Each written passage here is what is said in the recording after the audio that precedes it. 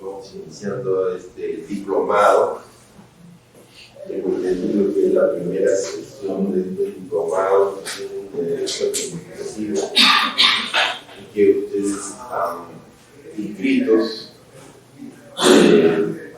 La sesión de hoy va a ser la sesión introductoria, en la cual nos vamos a encargar de hacer el marco general sobre el cual se desarrolla el derecho administrativo en el Perú.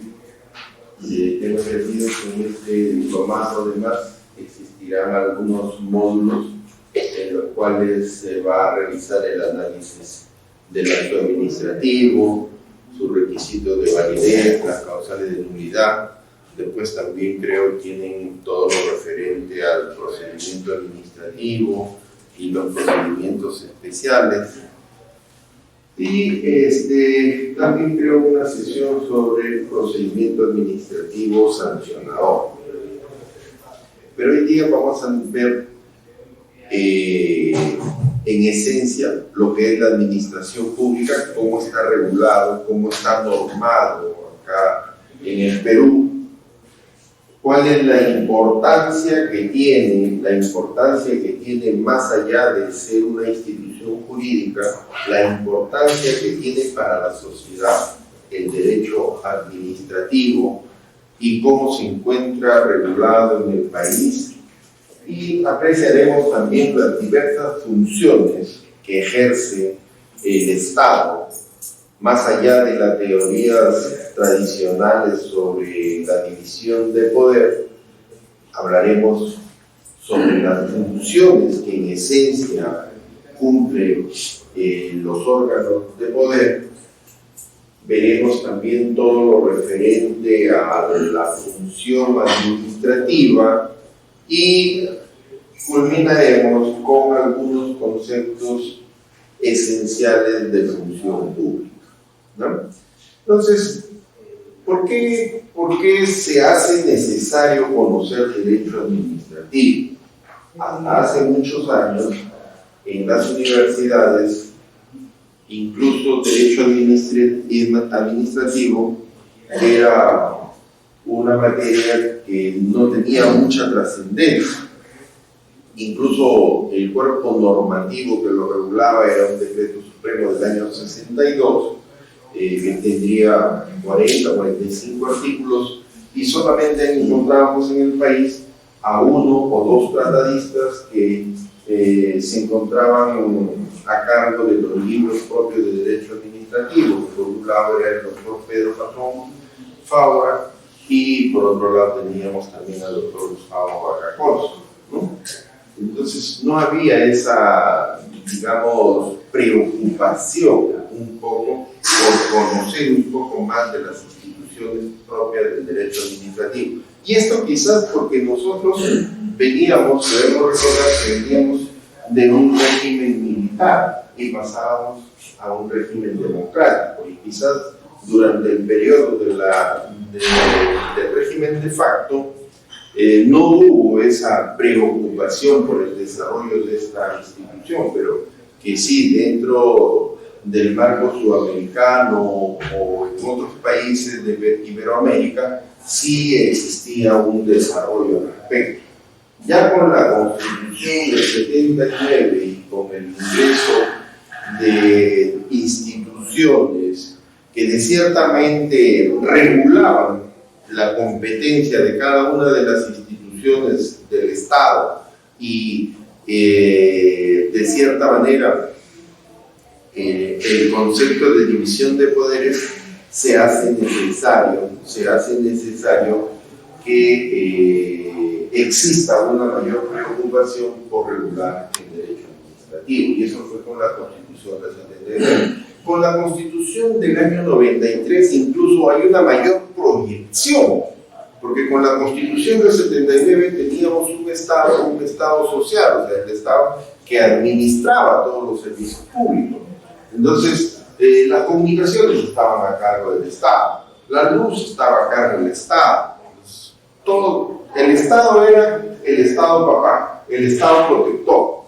Con la Constitución del 93 hay un cambio y los servicios públicos son trasladados a agentes económicos terceros, que los vamos a ver que es cierto, el Estado cede esos servicios a estos terceros. Esa cesión se va a dar bajo determinados parámetros. Siempre el Estado fiscalizará y por eso que aparecen los organismos reguladores. Entonces, así tienen OCIDERMIL, tienen OCITEL, son organismos del Estado que se encargan de regular justamente esta actividad.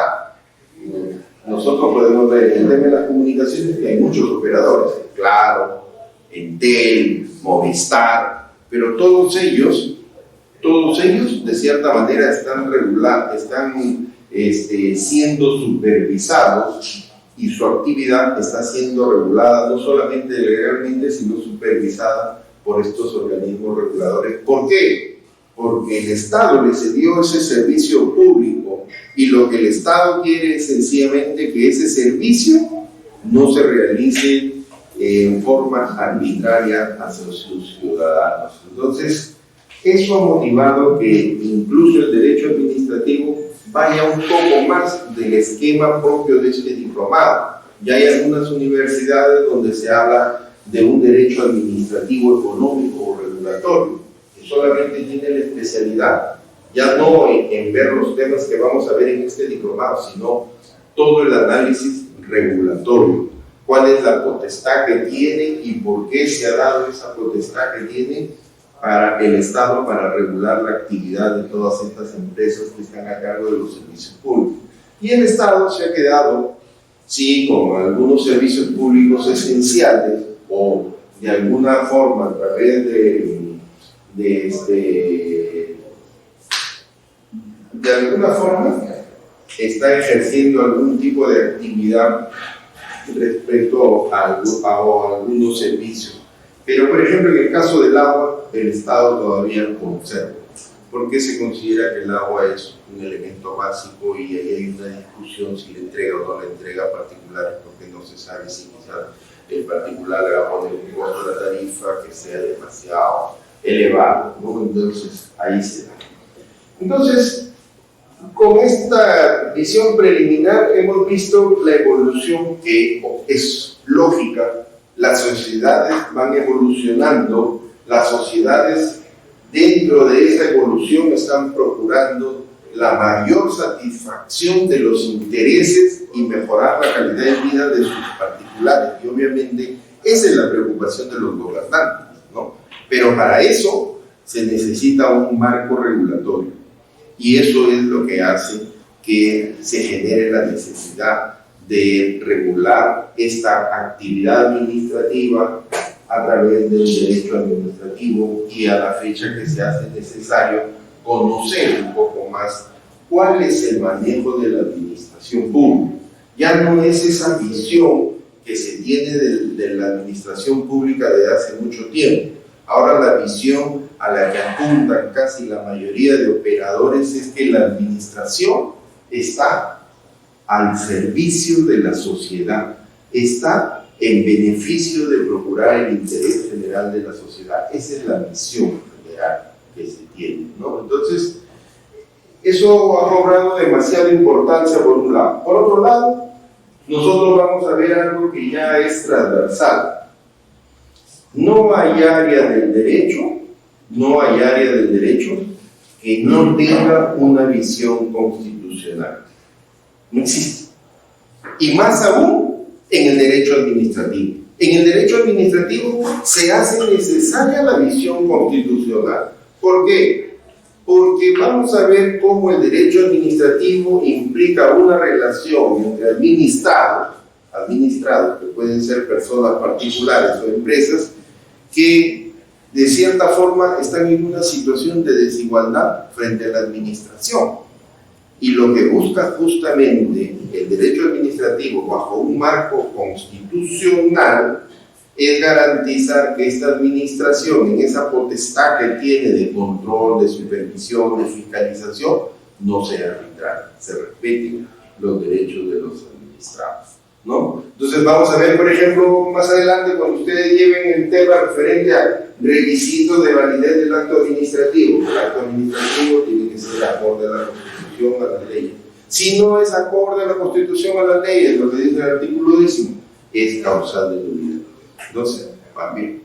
Si nosotros hacemos ahora una revisión de la Ley de Procedimientos Administrativos General, vamos a ver que en esa ley hay diversos artículos, sobre todo en la parte procedimental, que solamente reflejan el desarrollo de lo que en Constitución se conoce como el derecho al debido proceso, ¿no? Entonces, por eso es importante ahora esta materia. Más allá, que también tiene otra visión, que es la visión propia que se encarga de regular todo el marco de actividad de lo que se conoce como la administración. Perfecto. Yo los felicito que ustedes asistan, a veces uno los sábados de pronto quiere desarrollar esta actividad, pero y los felicito sobre todo porque venir, darse su tiempo, estar con los sabios y sentirse quizás más competentes para cumplir con sus metas personales o sus metas profesionales que pueden tener. Bueno, entonces empecemos con un concepto del derecho administrativo. En principio, ustedes en doctrina pueden tener N conceptos. La primera es una concepción del doctor Pedro Patrón Fabra. El doctor Pedro Patrón Fabra, como les dije, fue uno de los primeros tratadistas peruanos que abordó el tema del derecho administrativo. Y el doctor Pedro Patrón Bedoya, su hijo, ambos también tienen una obra publicada respecto al derecho administrativo, ¿no? Ellos definen al derecho administrativo en principio como una rama del derecho público. No es un derecho privado, obviamente. No regula las relaciones que hay entre particulares. El derecho administrativo regula justamente a la administración dentro de toda esa estructura que tiene el Estado y, en su caso, su relación con los administrados, ¿no? Entonces, por eso es una norma de derecho público, a diferencia de lo que es, por ejemplo, el derecho civil. Derecho civil regula unas relaciones que son de carácter individual, entre dos o más personas, o algo. El derecho administrativo es público porque lo que interesa para el derecho administrativo es el manejo de la administración pública, su comportamiento, cómo está estructurado, cómo se va a desenvolver y, sobre todo, que en ese desenvolvimiento se cumplan con determinados principios, como es el principio de legalidad. Es decir, la administración tiene que actuar con arreglo a sus competencias, el principio de legalidad. Las entidades de la administración solo pueden hacer aquello que por ley está normado como sus competencias, como sus facultades. Lo que no está normado no lo puede hacer, y si lo hiciera, eso es nulo, ¿no? Eso es un ejercicio arbitrario. Por eso que si ustedes están en la administración, o ustedes van a ingresar a la administración, o ustedes tienen que, de cierta manera, conocer algún tema en el cual esté un administrado envuelto y tengan que defenderlo, lo primero que van a decir, a ver, ¿cuál es la ley orgánica del sector? ¿Cuál es el reglamento de organización de funciones? ¿Tienen un manual? ¿No tienen un manual? Para conocer cuáles son los deberes, cuáles son las funciones, cuáles son las facultades, si está o no está obligado, porque es muy fácil decirle a un servidor, oiga, usted, esta es su competencia, usted haga esto, y de pronto esa no es su competencia. Y hacerlo puede generar una consecuencia o una responsabilidad más adelante. Entonces, por eso es importante conocer el derecho administrativo. Por eso, pero partamos de esas premisas, ¿no? Domi es un tratadista argentino, Roberto Domi también es un referente en el derecho administrativo, también en el proceso contencioso administrativo, donde da una visión un poco más amplia, ¿no? Donde da una visión que va más a la par con la modernidad, porque nosotros nosotros hemos sido formados dentro de la concepción propia que se daba en la escuela o en el colegio y quizás en pregrado, donde decían hay una división de poder, donde hay un poder ejecutivo, hay un poder legislativo, hay un poder judicial, ¿no? Acá en esta concepción que nos regala Lori, nos habla ya no de un poder, sino de funciones, ¿no? El poder es único del Estado y lo que tiene el Estado como tal es el ejercicio de diversas funciones, como vamos a ver más adelante. Y obviamente esas funciones que se dan dentro siempre de la relación que hay entre la administración y el Estado, ¿no? Bueno, cuando nosotros hablamos de derecho público, justamente es eso, ¿no? Son normas que de cierta manera son normas de carácter imperativo, son normas de carácter obligatorio, pero que están regulando esa actividad propia que tiene el Estado. Pero el Estado tiene esa actividad porque le corresponde a su naturaleza esa potestad que tiene para regular diversas actividades. No solamente el Estado regula su estructura orgánica, sino también de cierta forma el Estado regula el desarrollo de las actividades comerciales, el desarrollo de las actividades laborales. Si ustedes ven, ¿no? Por ejemplo, usted quiere realizar algún tipo de actividad comercial, sabe que tiene que obtener una licencia, que si le otorga la licencia sabe que tiene que cumplir los requisitos que le corresponden, que si no les cumple sabe que va a estar incurso en un procedimiento que pueden incluso no solamente multarlo, sino clausurarlo. ¿Entienden? Entonces, eso es justamente lo que hace que las normas del derecho administrativo sean normas de carácter público. Sí, ¿no?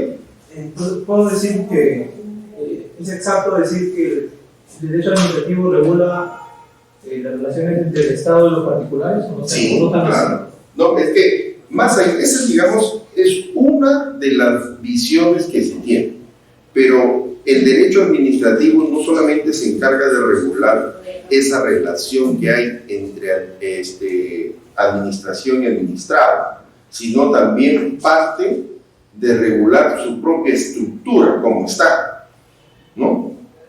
Olvidémonos que existen los administrados. ¿Usted cree que no hay relaciones entre entidades de la administración? Por supuesto, ¿no? Hay convenios entre instituciones. Miren, RENIEC tiene convenios con diversas instituciones. SUNAT tiene convenios con diversas instituciones para brindarles la información.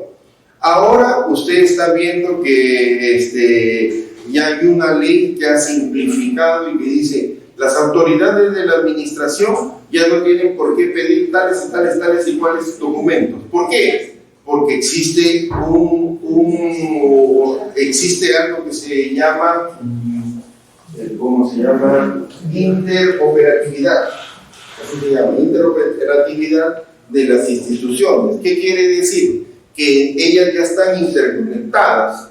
Entonces dice, yo la información tranquilamente la puedo obtener vía plataforma, vía un correo electrónico que es acceso a algo, ¿no? Entonces, ese campo de accionar está regulado por el derecho administrativo. Si vamos al tema de la contratación pública, en el tema de la contratación pública, por ejemplo, hay varias fases, pero hay una fase que es la fase preliminar, que es netamente administrativa, la fase en la cual, por ejemplo, la unidad orgánica hace el requerimiento, se regulan las especificaciones técnicas o términos de referencia, se realiza el primer, la apertura del expediente, los estudios preliminares que son el caso. Hasta ahí no participa el proveedor, hasta ahí no hay relación con el administrado, pero hay normas a las cuales están obligadas a cumplir las entidades y sobre todo las personas, ¿no?, que integran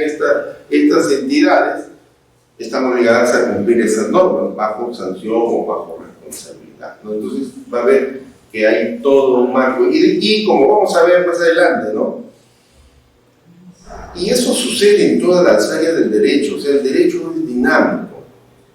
Entonces, no podríamos nosotros cegarnos a la evolución que tiene la sociedad y sobre todo a la influencia de la tecnología hoy en día. Y eso va a hacer que quizás mañana más tarde los diversos ordenamientos regulen hasta qué forma esa actividad a través del uso tecnológico se da. Y hablo, por ejemplo, hasta hace muchos años era quizás difícil, oiga, vamos a hablar del tema de la notificación vía correo electrónico, pero ahora sí ya se puede hablar, ¿no? Entonces, ¿qué hace eso? Conforme aparece un requerimiento, conforme aparece una necesidad, conforme aparece la evolución de alguna situación que va a meritar estar regulada, el área del derecho tendrá que adaptarse. Y eso hace que las diversas áreas del derecho sean dinámicas. Y en este caso, en el derecho administrativo, también vamos a ver que existe esa característica, ¿no? Un concepto de administración simple. ¿No? Es simple el concepto para nombrar. Cuando hablamos de administración, o qué se entiende por administración, obviamente nosotros debemos entender que estamos hablando de un conjunto, ¿no? Un conjunto de órganos que están encargados de cumplir diversas actividades. Si nosotros vamos a un ministerio, ingresamos a un ministerio, nos llaman para entrar a trabajar, lo primero tendremos que ir a la oficina de recursos humanos que nos llaman, ¿no? Y ahí dejaremos todos nuestros datos y después salimos a recursos humanos y nos vamos a ir al área que de pronto nos vamos a desempeñar, y ya estando en el área en que nos vamos a desempeñar, vamos a empezar a comprender que tenemos que relacionarnos con otras áreas para pedir información, para pedir documentos. Ah, mira que tengo que dar mi licencia. Ah, no, este es el procedimiento, todo, ¿entiendes? Entonces, ese conjunto de órganos que desarrollan todos estos tipos de actividades, que por cierto están normadas, ¿no? Siempre la actividad de la administración tiene que estar normada, es una actividad reglada. No puede hacer algo que esté fuera de ese marco normativo, ¿no? Entonces, y obviamente estos órganos, ¿hacia dónde apuntan? Hacia el logro de los objetivos que el Estado se ha propuesto cumplir. Entonces, ahora es muy usual. Vamos a ingresar a la página de tal ministerio y lo primero que aparece en la página o en el portal web te dice misión, visión y todo eso, ¿no? Ya están ahí señalando más o menos cuáles son las directivas, cuál es su política, o si uno revisa su ley orgánica, también ahí se regula cuál es su política, cuáles son sus fines, cómo está estructurado, ¿no? Entonces usted va a encontrar ahí que sencillamente hay todo un aparato debidamente organizado que legalmente está así organizado para cumplir determinado fin, ¿no? Y cada una de esas áreas, cada uno de esos órganos tiene que cumplir lo que por mandato de esa norma esté establecido. Y cada una de las personas, operadores que integran esas áreas, también tiene que cumplir cada una de las actividades. Entonces, así se comporta la administración. Bueno, ¿por qué es importante? La siguiente femina quizás lo resume más, pero acá he querido hacerles lo siguiente. O sea, si no existiría Estado, y obviamente no existiría administración, pues todo sería un caos, ¿no? Va por un lado, o bien es un caos porque cada uno hace lo que quiere, o bien por otro lado habría un ejercicio arbitrario de que quizás quienes detentan el poder. No, yo te doy esto porque es mi capricho. No hay un margen de razonabilidad, no hay un margen de proporcionalidad, no hay un margen de criterio que diga eso. Entonces, por eso es que se torna importante que aparezca el derecho administrativo que sirva para que pueda regular todas las relaciones, como dije en un instante, ya sea entre la propia administración y más aún entre la administración y los administrados, y que ese marco regulatorio sirva para asegurar el cumplimiento del fin, el cumplimiento del objetivo, que no es otra cosa que lo que se conoce y siempre se habla, el interés general. En el derecho administrativo lo que prima es justamente eso, que todos los órganos de la administración y las normas y el sentido que puedan darse va dirigido hacia el logro de ese interés general. Lo particular debe ser dejado de lado. Si incluso si se revisa, como van a ver en módulos más adelante, la ley de la función, el código de ética de la función pública, ahí se dice también en el código de ética, ¿no? Sencillamente, debe primar el interés general sobre el particular, porque esa es la esencia. Entonces, acá lo dice, ¿ves? El derecho administrativo es una norma, claro, es una norma, pero más allá de todo sirve para regular la organización de la administración, cómo funciona, cómo está estructurado, qué órganos, qué entidades. Por ejemplo, si le interponen una sanción a una persona, yo, porque conozco el marco regulatorio, yo automáticamente podría decir, ¿no? Ah, ya, me interpuso la sanción, ya, yo puedo reconsiderar o puedo apelar, que son recursos para impugnar. Y si yo apelo, lo va a conocer tal órgano, porque lo conozco, porque está estructurado, ¿no es así? Y si yo no lo conociera, que es importante también señalarlo, la administración está obligada.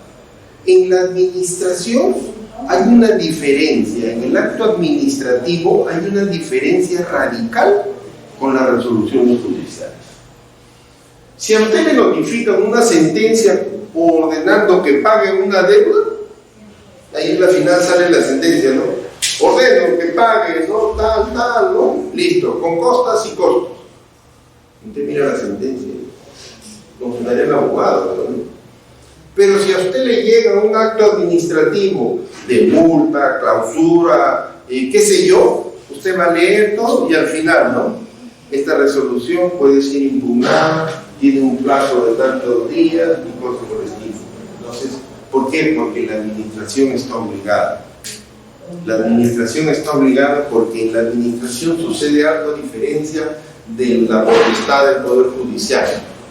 La administración se convierte en juez y parte cuando resuelve, y el administrado puede decir, tú estás resolviendo como arreglo tus propios intereses, ¿no? Hay una especie, y no es una especie, sino que existe una autotutela, ¿no? Entonces lo que busca es que no exista, o al menos no quede un vicio de un ejercicio arbitrario, y la administración por eso le dice, ¿no? Usted puede impugnar, no tiene tanto bien. Terminó, agotó la instancia. Oiga, esta resolución está por agotado el instante, para que te advierta que tú puedes ir a cuestionarlo al Poder Judicial. Tú impugnas, pero de pronto tus argumentos son propios de un recurso de apelación, aunque lo hayan denominado reconsideración, la administración está obligada a encaminar por esa razón, lo que no sucede en el Poder Judicial, ¿no?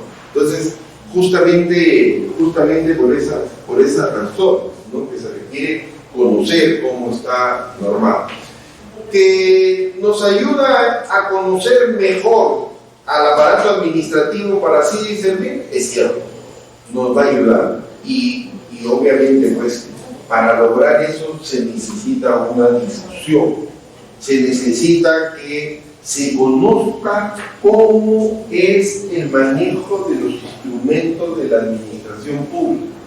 Se necesita.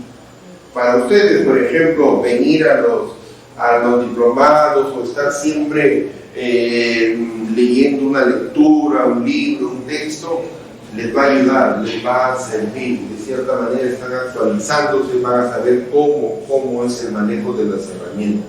Y eso va a llevar a que se mejoren los procedimientos administrativos. Entonces, vamos a ver que constantemente hay cambios. El año pasado hubo una norma, hasta hace poco, en enero, salió un texto único con diversas modificaciones. ¿Por qué? Lo que se busca es optimizar. ¿Y por qué se busca optimizar? Porque sencillamente lo que se quiere es que se cumpla ese objetivo final, que la administración cumpla su función. Y al cumplir la función, la administración, ¿cuál será la percepción que tiene la sociedad de la administración? Que es una mejorar la imagen de la administración. Entonces, si ello no sucede así, siempre la colectividad pensará que es sencillamente la administración. Por ejemplo, ¿cuál es la percepción que tiene la colectividad de Indecopi? ¿Acaso piensan que Indecopi es una institución quizás que da inseguridad? Por el contrario, la gente o el consumidor, personas dicen, se sienten que están burlados, perjudicados en sus derechos prácticos, van a Indecopi porque dicen, no, yo sé que ahí yo voy a encontrar la solución.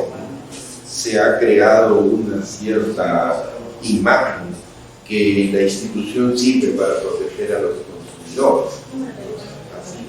Así es lo que vemos.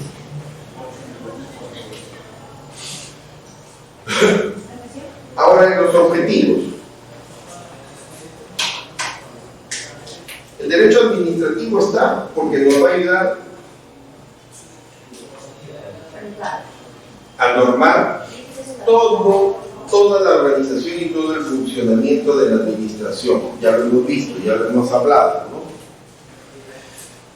Las entidades de la administración realizan todas las actividades que por mandato legal les corresponden.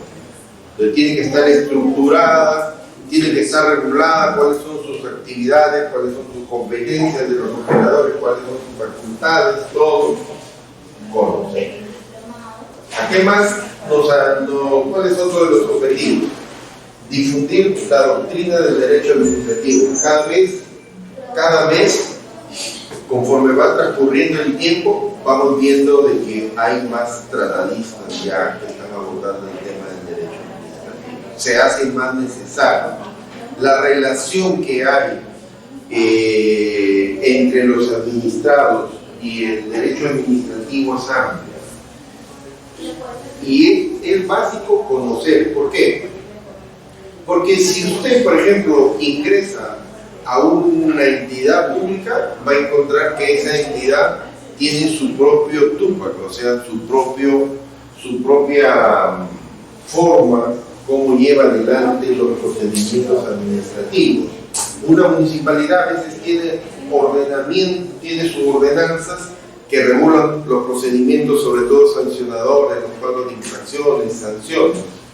Pero más allá que todas las entidades tengan algún tipo de norma que regule la actividad propia de ese ente administrativo, siempre habrá una cláusula final que diga: se aplicarán supletoriamente todas las disposiciones de la ley del procedimiento administrativo. Y es más, en algunos casos, ningún otro régimen podrá tener condiciones más desventajosas que las que indica la ley del procedimiento administrativo. Bien, entonces, por eso es importante y por eso es necesario conocer un poco más esos detalles que quizás la doctrina los aborda para optimizar cuáles son los alcances, para optimizar hasta qué punto es la interpretación que se le puede dar, ¿no? Y los últimos es que está destinado a mejorar los procedimientos administrativos y que de cierta manera ello también va a servir para mejorar la imagen de la administración pública frente a la ciudadanía. Características. Bueno, ya la primera creo que la hemos tratado hace unos minutos, pero esencialmente el derecho administrativo es un área del derecho público.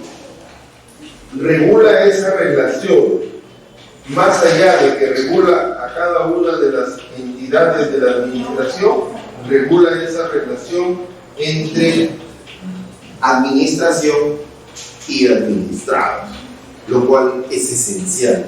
Y es esencial, ¿por qué? Porque de esa manera, uno puede advertir que los entes de la administración se comportan con arreglo a la norma y en el desarrollo de sus actos no hay ningún viso de arbitrariedad.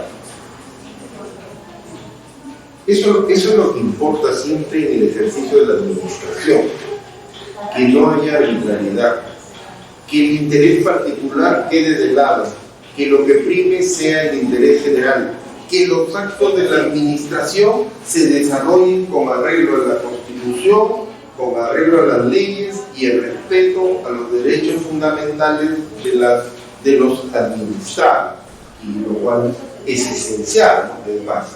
Dinámico. Las normas tienen que ser permanentemente en el tiempo. Las normas se van a tener que adaptar a las necesidades o los requerimientos, lo que hablábamos hace un instante, ¿no? Hace mucho tiempo no se podría hablar sobre la notificación por correo electrónico. Ahora ya se puede hablar. Ahora hay instituciones que notifican por correo electrónico. El mismo Poder Judicial tiene su sistema de notificaciones por correo electrónico.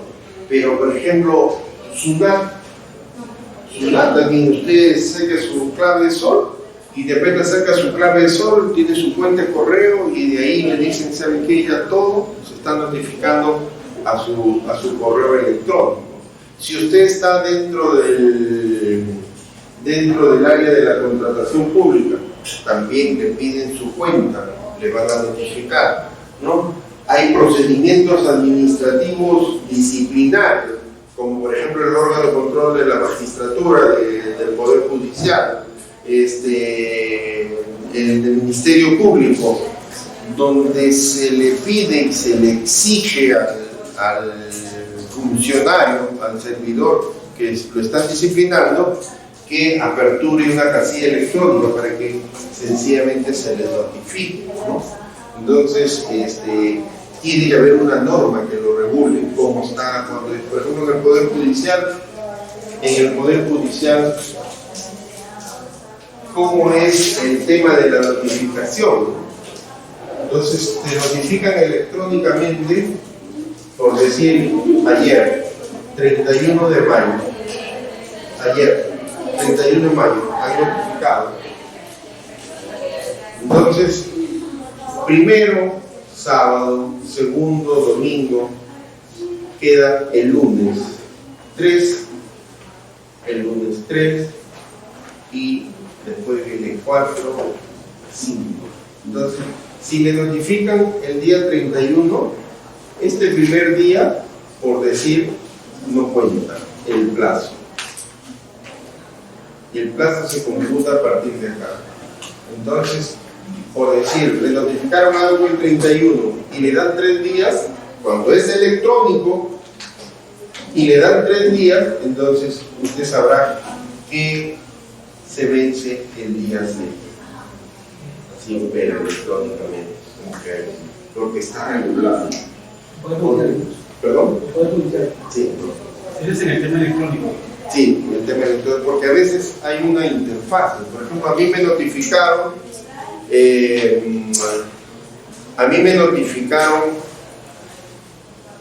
claro, el jueves, pero por alguna situación que el sistema a veces falla, cuando te notifican vía correo electrónico, te envían una alerta a tu correo electrónico personal. Entonces, en tu correo electrónico personal te va a llegar la alerta. Oiga, usted recibió un correo electrónico, usted tiene una notificación electrónica, ¿no? Y a veces te llega de inmediato, pero a veces hay una interfaz. Entonces, por ejemplo, a mí me llegó el viernes la notificación Entonces, sencillamente, al ver la impresión y al ver la notificación, yo me di cuenta que era del día anterior. Entonces ese era mi día que quedaba en blanco. Pero yo ya sé que tengo otros 3 días, ¿no? Pero siempre ustedes tienen que acostumbrarse a lo siguiente: si trabajan en la administración, tienen que conocer todas las normas de su administración. No pueden decir, allá es así. No.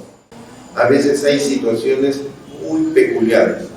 Y si ustedes son abogados, son operadores, quieren llevar un caso en determinado sitio, lo primero, conocen las normas o agrúpense de las normas del sector donde ustedes van a defender, litigar o prestar algún tipo de asesoramiento o realizar algún tipo de trámite.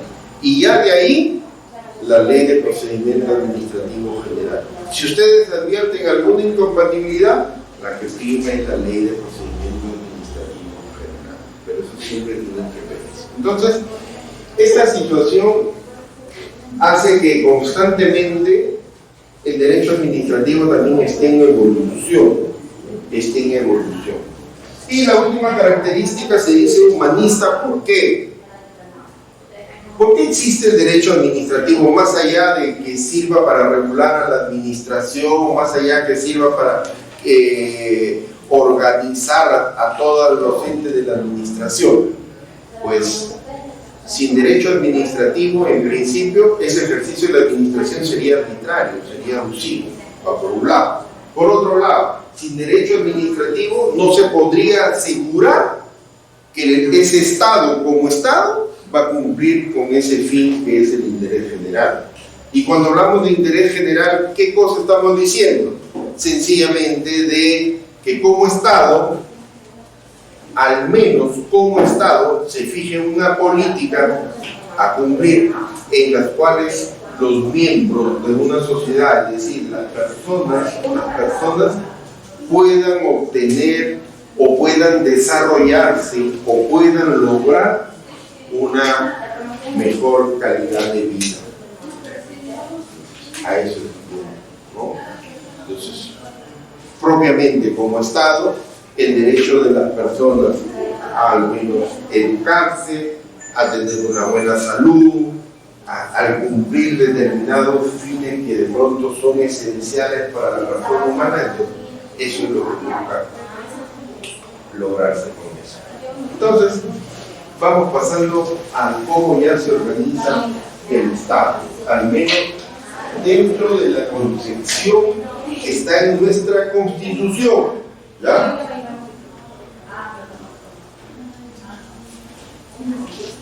Bueno, nosotros vamos a hablar de lo que está en nuestra Constitución y yo voy a hacer referencia hacia dónde vamos. Pero ahora nosotros hablamos que estamos en un Estado constitucional de derecho. A veces cuando salen los políticos a hablar ahí en los medios de opinión pública, cualquier aspecto político, dicen, no, que ahora estamos en un Estado constitucional de derecho. ¿Por qué quieren decir eso? Porque ya no es el Estado monárquico, donde el rey hacía lo que quería, sino ya es un Estado en el cual las personas que detentan el poder o las entidades que detentan el poder tienen su actividad reglada, no pueden hacer lo que es su capricho. Y la actividad reglada se da desde un inicio por la Constitución. Entonces la Constitución es la que, por ejemplo, sobre todo a organismos esenciales como Poder Judicial, Ministerio Público, Contraloría, Banco Central de Reservas, Defensoría del Pueblo, ¿no? Hay varios organismos constitucionales que les ha regulado su actividad. De igual manera, Poder Legislativo, este es todo lo, Poder Ejecutivo, este es el régimen económico, así se va a desarrollar. Las personas humanas, estos son sus derechos, sus garantías, todo, ¿no? Entonces ha buscado que regular. Pero bueno, eso es lo que está de acuerdo a nuestra Constitución. Visión moderna, ¿hacia dónde vamos? Análisis. Pasamos de ese Estado constitucional a lo que se conoce ahora en doctrina moderna como el Estado convencional. ¿Por qué el Estado convencional? Porque los Estados ya no están solos independientes en el mundo, ya los estados están entendiendo que entre todos ellos tienen que organizarse para cumplir determinados fines, y cuando estos estados en esa organización llegan a determinados acuerdos, esos acuerdos se llaman tratados o también se conoce convenciones. La convención madre, que es la Convención de Ginebra, es la que sencillamente detalla justamente ese mandato imperativo de los estados a cumplir los acuerdos que se adopten en los tratados. Y ahí vamos a encontrar que existen diversos tratados. Si se quiere, por ejemplo, dentro del sistema americano, nosotros tenemos la Convención Americana, ¿no?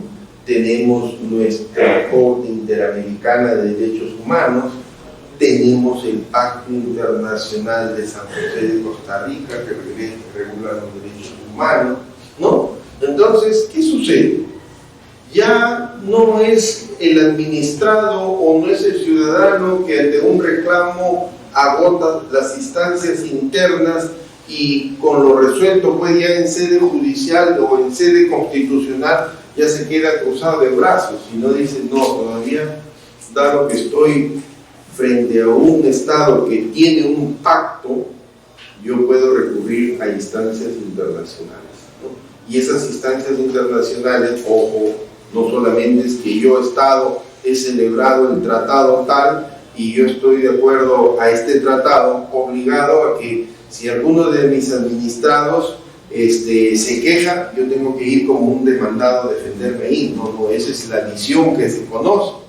Pero más allá, el tratado obliga a que el Estado cumpla aquello que se obligó conforme al tratado. Y en el tratado hay mecanismos a través de los cuales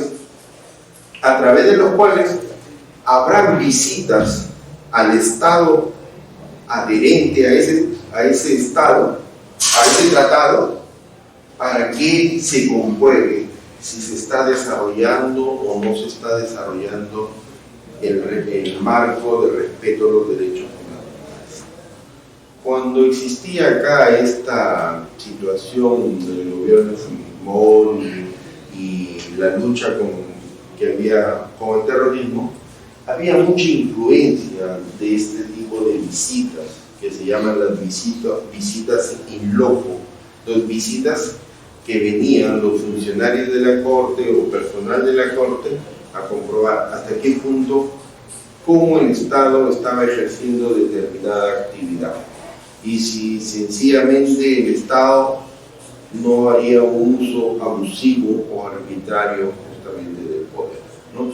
Entonces, eso es lo que quizás ya las doctrinas de otros países están buscando o ya están hablando del marco de convencionalidad o de un Estado convencional.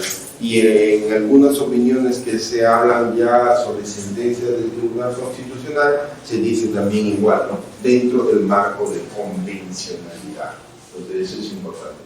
Ahora, ¿qué dice nuestra Constitución respecto a cómo está organizado el poder? Entonces, si nosotros hacemos una lectura rápida de la Constitución, ¿qué vamos a encontrar? Que inicia la Constitución con un artículo que dice: la persona humana es el fin supremo de la sociedad. ¿Listo? Y el artículo segundo que dice: estos son los derechos de las personas. Y el artículo tercero que dice lo siguiente, ¿no? Todos los derechos que aparecen enumerados en el artículo segundo no son los únicos, sino que existen otros, siempre y cuando sean inherentes a la dignidad humana. Y esa es la que se conoce como los derechos implícitos, no están especificados en el artículo 2. Si bien es cierto, nuestra Constitución en el artículo 2 regula un sinnúmero de derechos fundamentales, esos no son los únicos.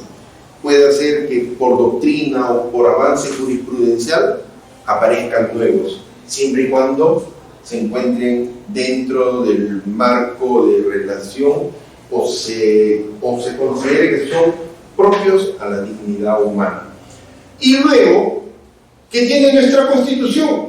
Ya la organización de los diversos órganos o cómo está estructurado el Estado, ¿no? Entonces, ¿nosotros qué vemos? Que nuestra Constitución, más allá de fijar cómo está estructurado el Estado, está limitando el ejercicio de ese poder. ¿Lo limita cómo? Regulando cuáles son los derechos fundamentales, cuáles son esos derechos constitucionales que ya están recogidos por la Constitución, que van a ser objeto de protección. Y en segundo lugar, deja todo lo referente a la parte estructural de la organización del Estado, cómo está diseñado. Entonces, ahí vamos a ver que nos dice, oiga, el Estado es una república democrática, social, independiente y soberana, ¿no? Le dice, ojo, es un gobierno unitario, claro, el gobierno es el presidente, es un gobierno unitario, es un gobierno representativo, porque los que están en el Congreso tienen la representación de las personas que las eligieron. Luego está el punto de vista de descentralizado, que todo es un proceso, que todavía está en un proceso, que no se cumple, que fue una finalidad que se dio. Y por último, lo que garantiza es el principio del equilibrio de poderes, es decir, que a pesar que el Estado está organizado en estos denominados poderes, de cierta manera ninguno de ellos pueda ejercer alguna actividad de manera arbitraria, sino que habrá otro que pueda controlar su actividad, y eso es lo que está sucediendo ahora en este enfrentamiento entre ejecutivo y legislativo, ¿no? que están ahí justamente en ese nivel. Bueno, cuando ustedes vienen a clase a aprender, vamos a hacerles una pregunta a ustedes para desarrollar. Entonces, nosotros siempre encontramos dos conceptos. Un concepto es derechos humanos, y otro concepto es derechos fundamentales. ¿Será lo mismo? ¿Cuál es la diferencia? ¿Qué piensan? Porque a veces muchos dicen, no, hay derechos fundamentales, no, los derechos humanos, no hablan, pero ¿será lo mismo? ¿Es lo mismo? De pronto hablando así como para un sentido común, ¿no? Como para personas así que lo pueden entender, no ser tan técnicos, podría ser lo mismo, pero si somos abogados, al menos hay que manejar temas técnicos. Derechos fundamentales es lo siguiente. Miren, el primer derecho que apareció así con reconocimiento fue el derecho a la libertad. La primera acción constitucional que aparece como tal fue el habeas corpus, ¿no? Entonces, ese derecho a la libertad, no ser privado de manera arbitrariamente y cosas por el estilo. Entonces, cuando aparece la Revolución Francesa y se da la Carta de Derechos, se dice, oye, el ser humano tiene estos y estos derechos. Porque eran pues los derechos que hasta 1789 el ser humano decía, estos son los derechos. Y desde 1789 a la fecha han venido varios, ¿no? La gran pregunta, ¿y qué pasó con esos varios? ¿No existían en 1789? ¿O es que sencillamente a 1789 no los habían reconocido? ¿El ser humano los tuvo desde el primer día de la que apareció en la historia? ¿O conforme va transcurriendo en el tiempo, los seres humanos de cada generación van adquiriendo nuevos derechos. Por decir, yo nací en el año 1962, ustedes de pronto han nacido ya en este siglo, ¿no? Entonces yo de pronto, por ser del siglo anterior, tengo menos derechos que usted que en este siglo. ¿Sería esa la concepción? No, es así, claro. Los derechos fundamentales priman esto, porque ya tienen el reconocimiento, son fundamentales porque dentro de la estructura constitucional de un Estado ya le dio el reconocimiento jurídico. Bien, cuando se habla de derechos fundamentales, ustedes deben entender, ya, son esos derechos humanos que ya se encuentran regulados, postulados, consagrados en una constitución, ¿no? Y ya están ahí normados. Entonces, derecho a la vida, derecho a la libertad de tránsito, derecho a la información, todo lo que están regulados, ¿ya? Pero hay un derecho que no está regulado en el artículo 2 de la Constitución, que es el derecho a la verdad, y que ahora se habla como un derecho fundamental a la verdad. No está. Entonces, ese derecho fundamental que hablan otras legislaciones, ya otras legislaciones ya lo tienen incorporado, nosotros no, pero ese derecho a la verdad, ¿qué sería? Un derecho humano. ¿Entienden?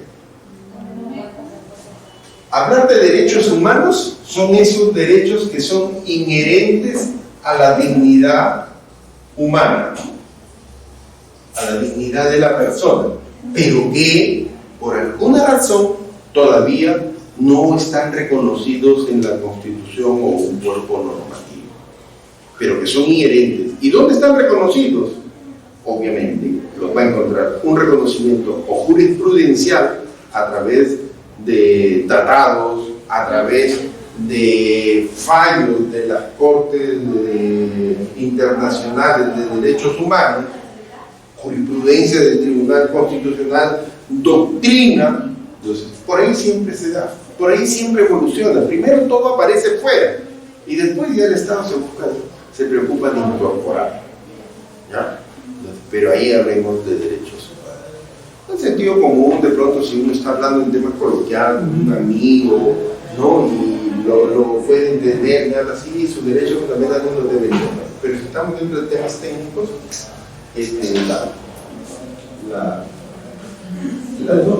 pero un Estado, de pronto yo me pongo a pensar, ¿no? Si los derechos humanos se plantean en la doctrina por el derecho internacional, un Estado de repente puede tener derechos humanos que un Estado no está obligado a reconocer. Que no está obligado. Por ejemplo, me parece eso, ¿no? Para algunos países, para acá más, en toda Latinoamérica, digamos, somos poquitos los países que no reconocemos a la homosexuales. Entonces, cambio el nombre, no sé, después debería un poco una resolución judicial, pero puede ser un derecho humano considerado para algunas personas, ¿no?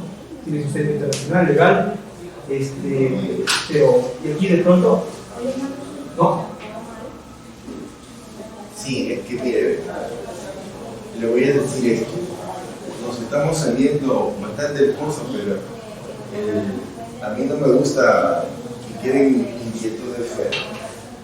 Los derechos humanos, en principio, evolucionan. Entonces, en el tiempo han evolucionado.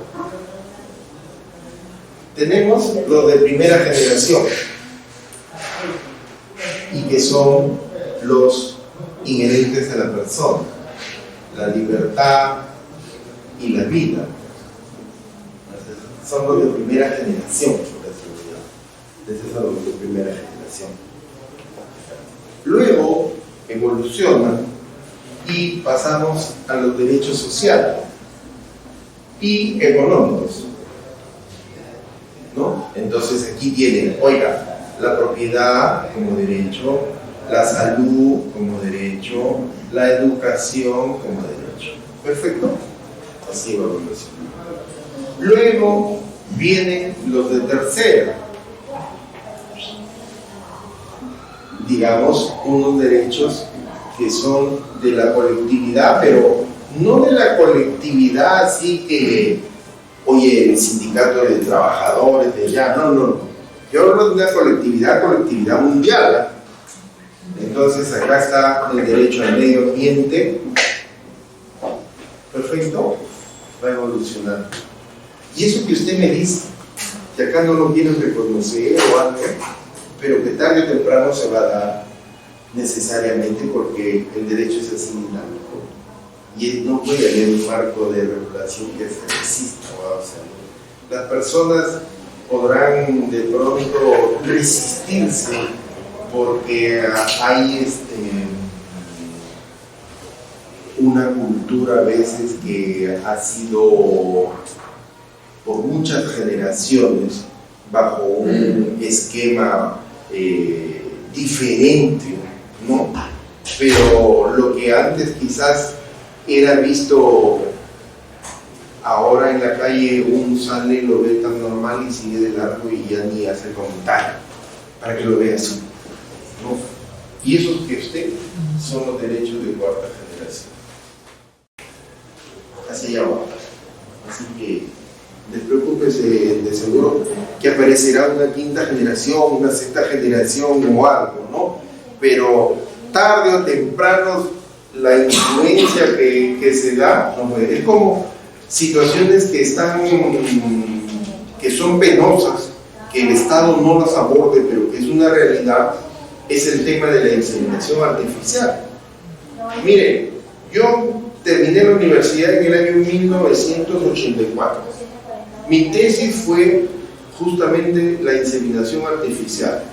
35 años han pasado y que no exista una norma que regule el tema de la inseminación artificial ya me parece absurdo. ¿Se da en la situación real? Por supuesto que se da. ¿Y a qué está obligando? Está obligando lo siguiente, que haya un tema de alquiler de vientre y que ya hay un tema algo clandestino cuando puede ser regulado. Hace poco creo salió este señor, no recuerdo su nombre, pero sí sé que se apellida Morán, el que sale del programa, ¿no? Y el que dice, no, me he tenido que ir a Estados Unidos porque acá yo no puedo solucionar. Y efectivamente, no lo puedes solucionar, ¿no? Entonces, pero, mire, ¿cuánto tiempo ha pasado, Miguel? No existe. Si yo he revisado el Código Civil por adelante, no existe. Pero es una realidad. Que es un problema social, claro. ¿Cuántas personas por alguna X razón no pueden tener un hijo, no pueden procrear y qué sé yo? Se encuentran esa limitación, ¿no? Sin embargo, usted va acá nomás cerca, se va a Colombia y eso está regulado. Entonces, eso pasa. Y este tema también, ese tema que usted tocó, por ejemplo, me lleva a esto y lo voy a analizar desde el ámbito del derecho administrativo, no del ámbito ni religioso ni nada. Ya. Resulta que dos personas concurrieron, y este fue en Estados Unidos, dos personas concurrieron a un registro civil, dos personas del mismo sexo, y le dijeron al registrador, oiga, queremos casarnos, ¿no? La registradora, una mujer, en casos conocidos, si usted pone en internet el caso de David, no recuerdo su apellido, está en internet. Entonces, la señora se resistió y dijo no, porque sencillamente mi libertad de conciencia, mi creencia, me impide que yo pueda cumplir esa finalidad. No lo voy a pasar. Los señores, creo que era una pareja de damas, se fueron, se quejaron, hicieron la denuncia correspondiente, hubo el proceso correspondiente a esta persona, y entonces ella siempre dijo, ¿no? ¿Sabe qué?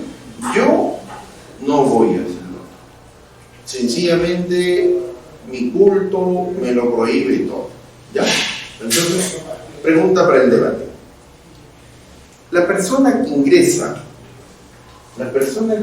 a ejercer una función pública la persona que ingresa en una función pública, a diferencia del particular, del administrado, llega a conformar con la administración algo que se llama la relación especial de sujeción. Esa relación especial de sujeción implica que esta persona, este funcionario servidor, se encuentra en una situación de desventaja respecto al momento que él quiera hacer valer sus derechos fundamentales. Por ejemplo, el militar todavía tiene una relación especial de sujeción intensificada. Yo ingresé al servicio militar, a la escuela militar, salí de la escuela, ya soy cadete, estoy un tiempo ahí, de pronto ya tengo familia, y después me dice a los 2 años se va a Piura. Estoy 2 años en Piura, ahora le toca también. ¿No? Oye, pero yo no, yo estabilidad, no, tal cosa, no. Después vacuno y me pueden tener rotando. Entonces, ¿por qué? Porque la situación se da. Los médicos, profesores, pueden a veces estar donde sea su necesidad, ahí los va, ¿no? Entonces, en ese caso, el análisis partía de eso. ¿Hasta qué punto mi objeción de conciencia me puede a mí obligar a sustraerme de un deber? Porque yo ingresé a la función pública para ejercer un servicio público buscando la satisfacción del interés general. Entonces, ahí entra el tema en conflicto. ¿Qué prima?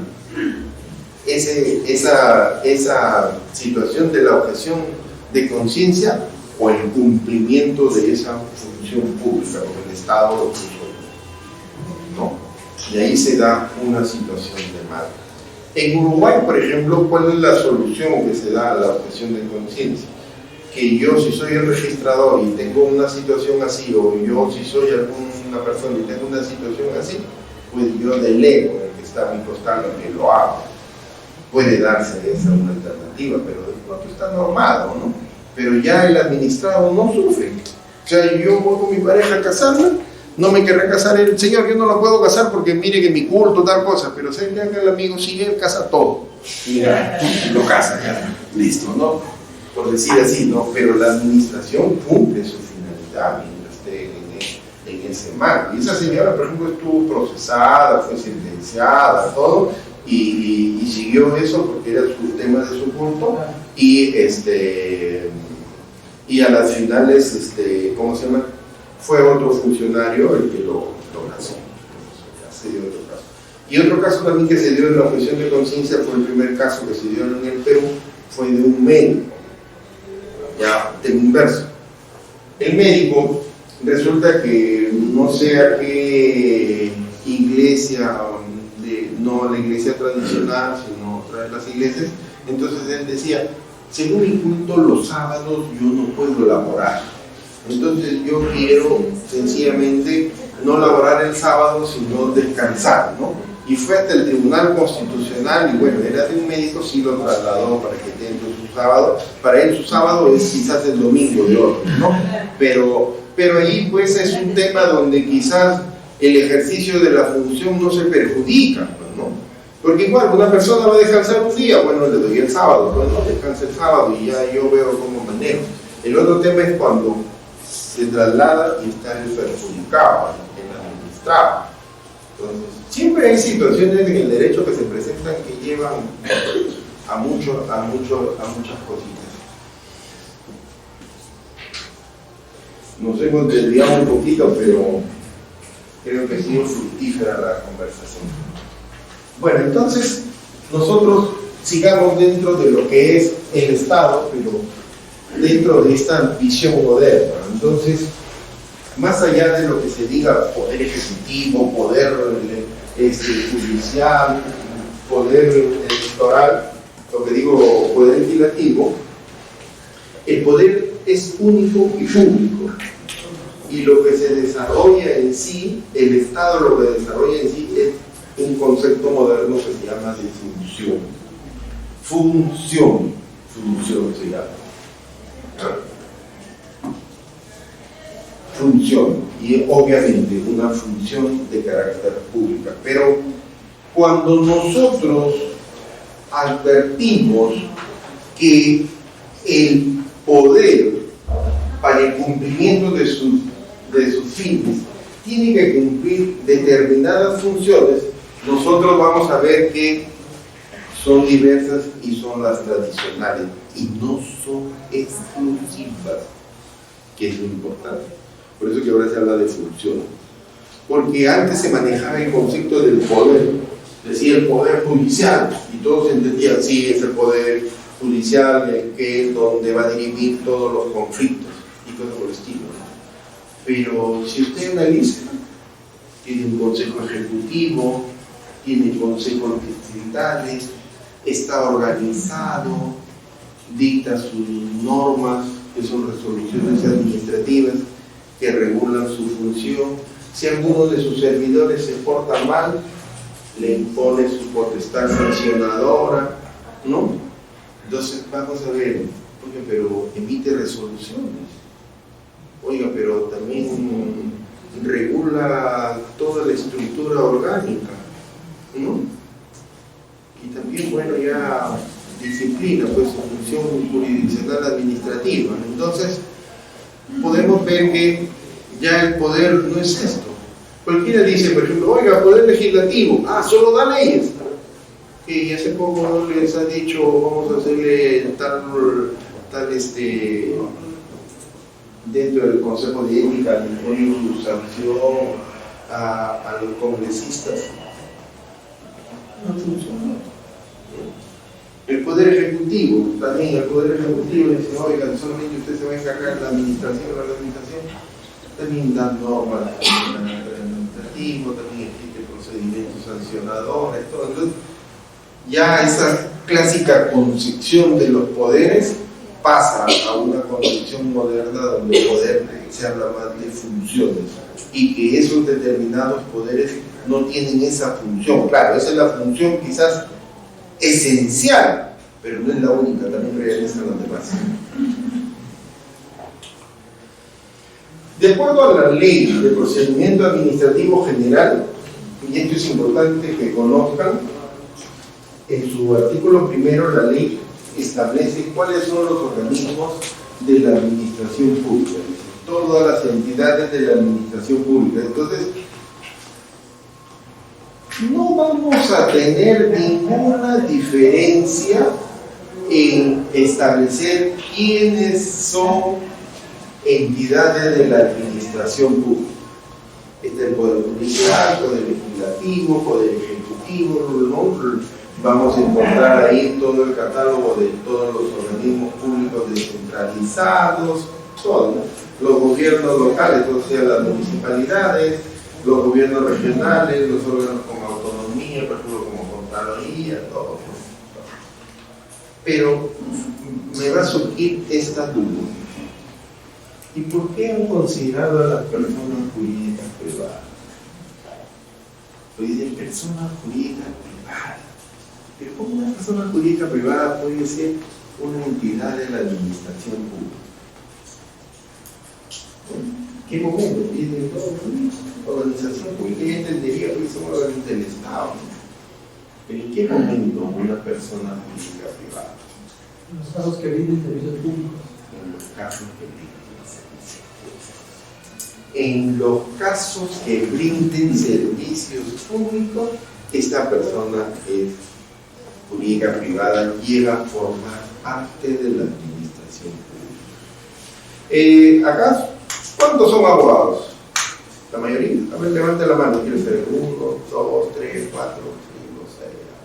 ¿Y todos están incorporados en el Colegio de Abogados de Lima? No. ¿Por qué no se incorporaron? Muy caro, seguro.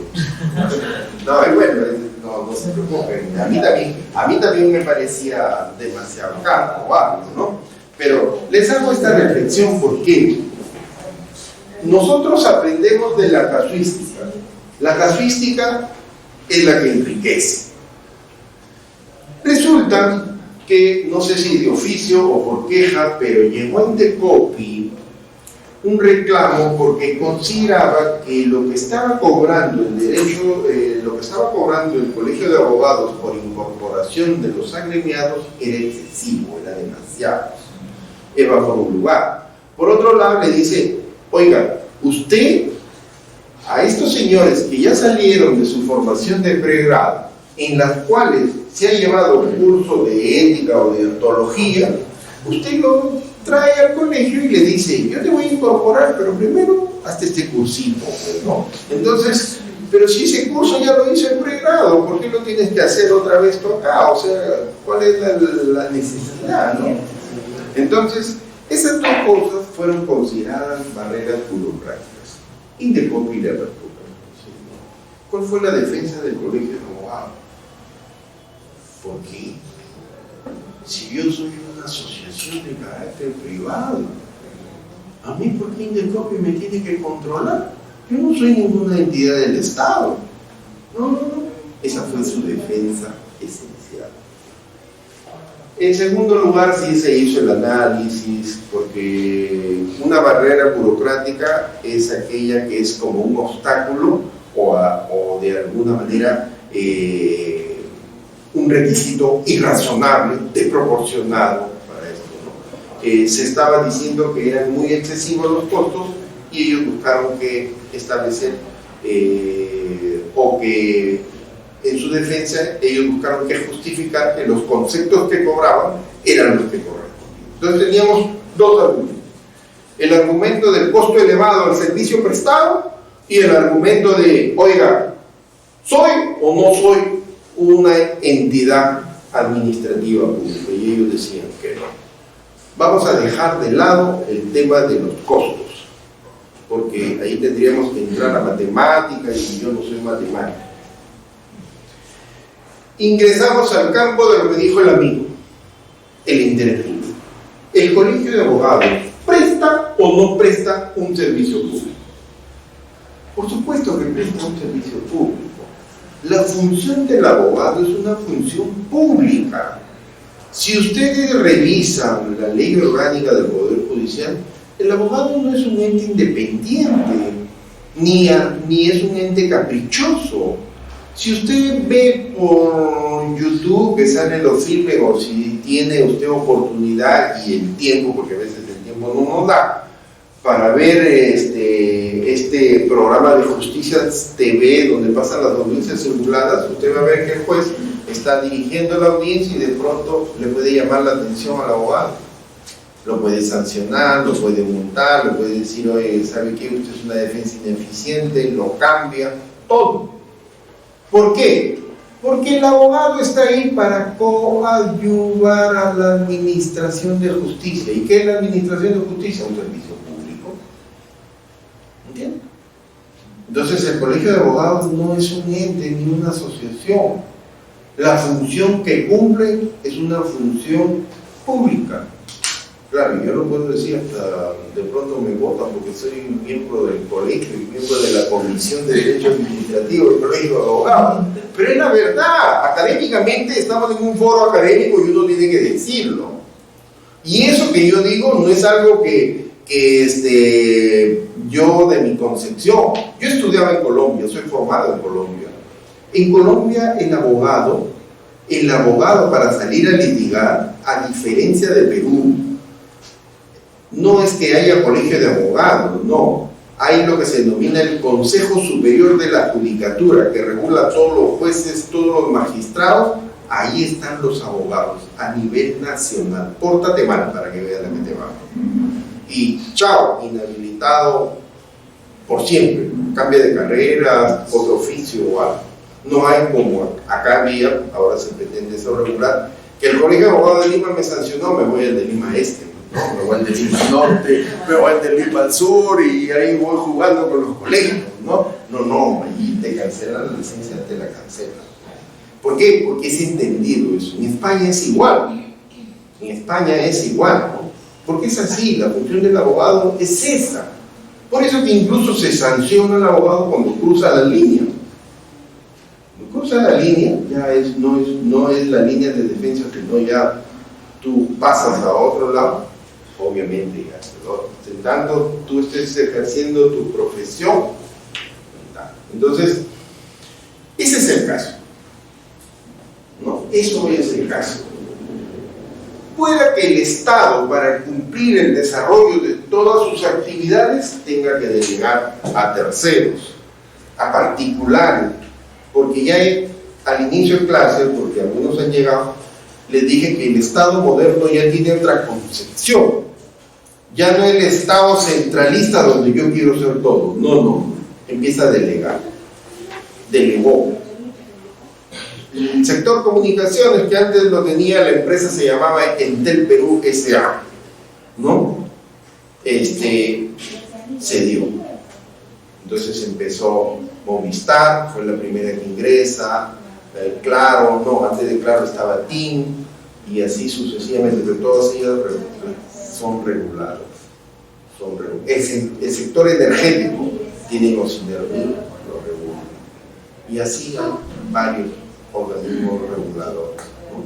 Entonces, justamente eso, hay entidades privadas que desde el momento que están asumiendo un rol por delegación del Estado, ya están cumpliendo función administrativa y ya forman parte de la administración.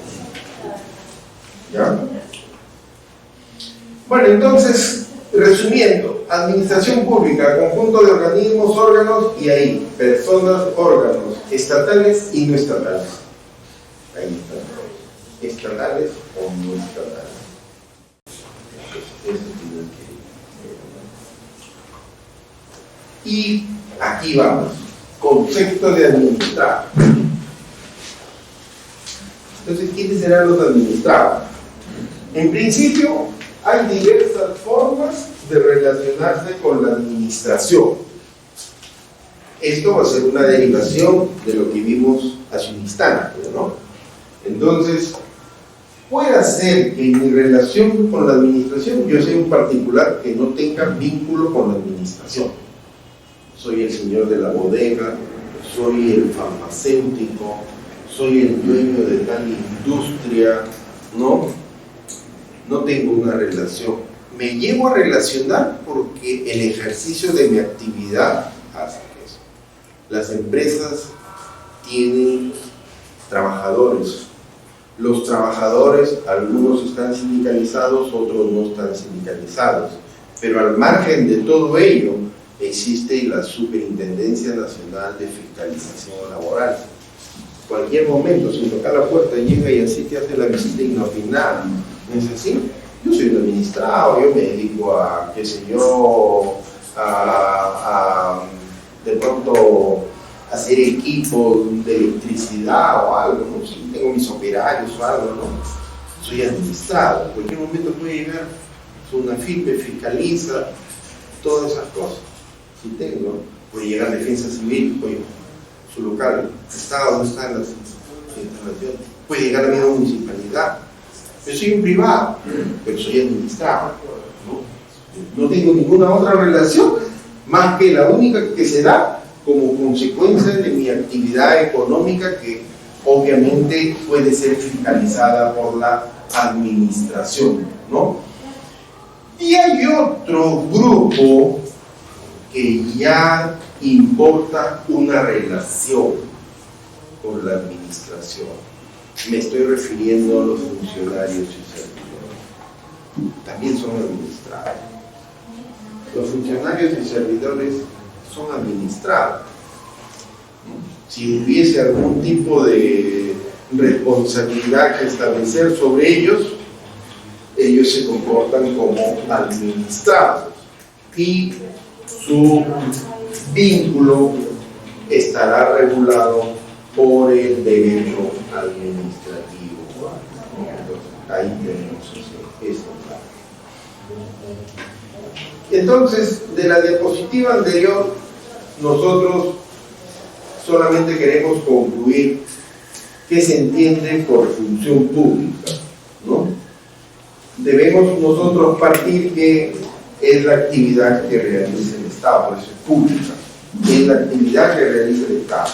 ¿Quiénes la realizan? Todos los órganos de la administración que hemos indicado, incluidos esos particulares que forman parte de la administración pública.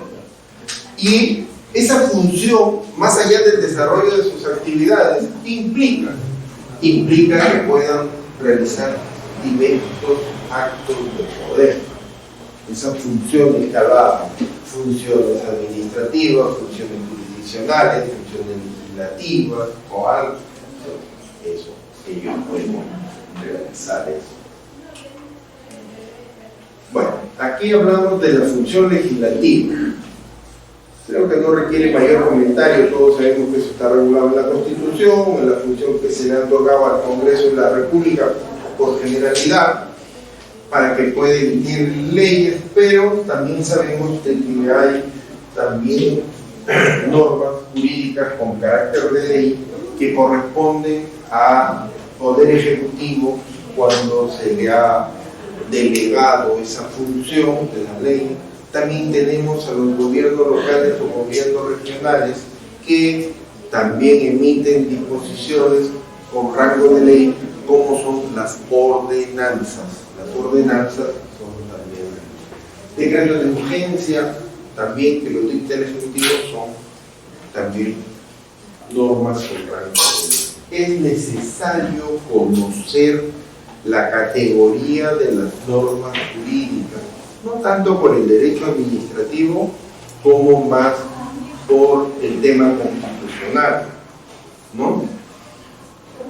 En el derecho administrativo, no se olviden, los actos administrativos tienen que ser emitidos con arreglo a la Constitución y a las leyes y reglamentos.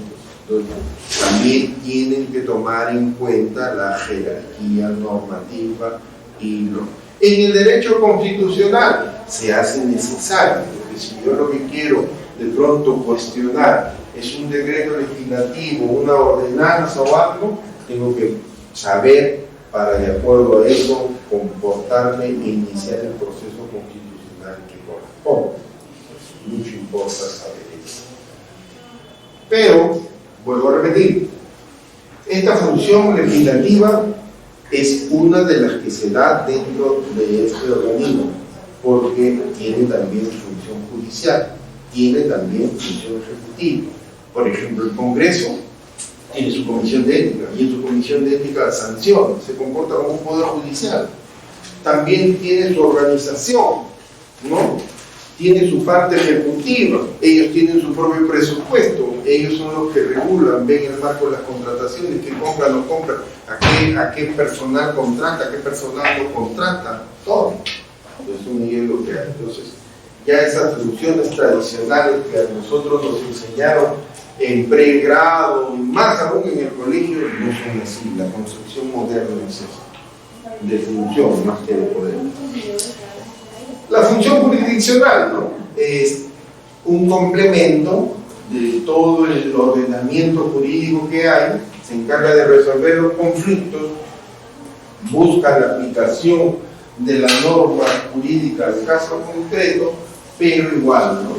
El Poder Judicial, el determinado Poder Judicial, también tiene las demás funciones. También emite normas, también es un ente ejecutivo, tiene su propia organización, tiene su comité, Consejo Ejecutivo Nacional, Consejo Ejecutivo Distrital, que son los que se encargan de toda la organización.